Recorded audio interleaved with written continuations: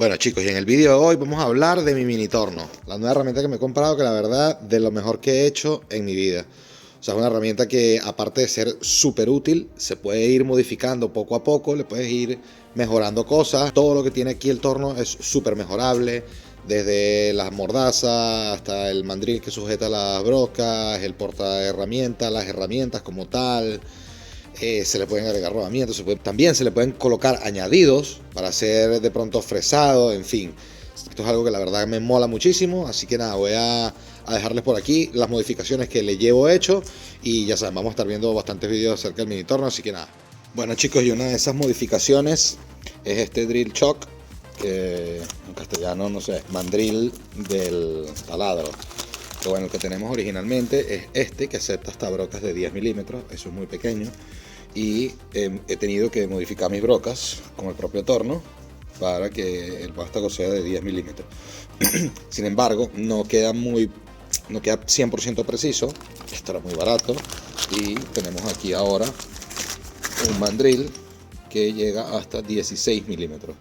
O sea, podemos usar una broca bien grande aquí, o ya la gran mayoría de las brocas vienen cortadas. Si son de más de 16, vienen cortadas con un vástago de 16 para que los puedas usar aquí en un mandril de estos. Así como por ejemplo esta, que es de 15, y ya esto viene así de fábrica, con esta medida a 13, para que lo puedas usar con un chuck de 13. Pero bueno, aquí tenemos hasta 16, que podemos usar brocas bien grandes, aunque mientras más grande sea la broca, evidentemente más cerca vamos a estar del material y menos largo vamos a poder trabajar. Pero bueno, yo creo que hasta 16 sería lo correcto que vamos a usar en este mini torno. Y lo bueno es que este no lo vamos a perder para nada, porque lo que, por ejemplo, el centro punto ya lo voy a dejar fijo de aquí de esto, y lo único que tengo que hacer es luego echar para atrás aquí, hago mi centro punto, echo para atrás, y ni siquiera tengo que desmontar el centro punto ahí, sino que desmonto el chock completo, y ya tengo preparado mi otro chock, que trajo también su vástago aquí de Morse Tape 2, y nada, se lo monto aquí, y ya nos queda el chock aquí para montar nuestras brocas más grandes. De hecho, si nos damos cuenta, es exactamente igual que el de mi taladro de banco. Y la llave es la misma, así que brutal, porque ahora tengo dos llaves de esta. Con una sola llave puedo abrir y cerrar este, y abrir y cerrar este, montado uno aquí y uno allá, así que súper cómodo. Bueno chicos, y otra de las modificaciones del torno que tenemos aquí, aparte del choque ese de 16 milímetros, es este mega plato mega plato comparado con el que teníamos de 3 garras, ¿no? Un mega plato de 4 garras. Aquí vamos a poder agarrar piezas más grandes, como por ejemplo, a ver si podemos hacer estos tacos aquí, que son de 100 milímetros, y esto es exactamente de 100 milímetros, y lo que puedo agarrar es un máximo de 105 milímetros, si no me equivoco. Entonces voy a ver si consigo tochos de 100 milímetros, porque esto, bueno, al final tiene 95, si no me equivoco, pero bueno, con un tocho de 100 milímetros ya podría agarrarlo aquí y hacer mis tacos del kit de elevación. Así que para eso es que lo quiero, a ver si somos capaces de fabricar esto. Y bueno, a esto me refería cuando dije que quería trabajar materiales a lo largo. Imagínense que quiero hacer un eje para un kart hasta 22 milímetros, puedo trabajar aquí. Un eje de 22 milímetros es algo bastante decente. Podría hacerle las dos puntas roscadas y estriadas, haciendo un aparato aquí, para montar aquí para hacer un poco, que son unas estrías básicas de 4 estrías. Y puedo trabajar a lo largo todo lo que yo quiera, porque el material sale por aquí atrás del tubo.